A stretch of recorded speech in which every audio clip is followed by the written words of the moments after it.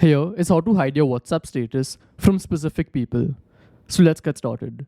First open WhatsApp on your phone and then come to the status page that's below. So click on updates. Then once you're here, click on the three dots which are on the top right and click on status privacy. Now on top, we can decide who can see our status. So they have three options. First is my contacts. So if you select this, then every contact that you've saved, they can see your status. The second option is my contact except.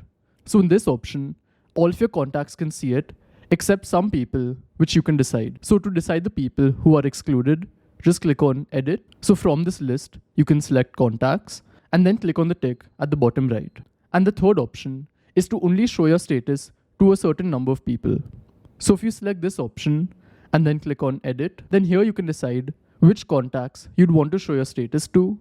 So you can select them over here and then click on the tick. So this means that only the 4 contacts which I've included can see the status.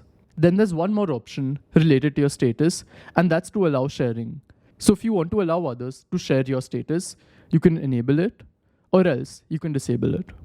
So this is how it works, and I'll see you in the next one. Goodbye.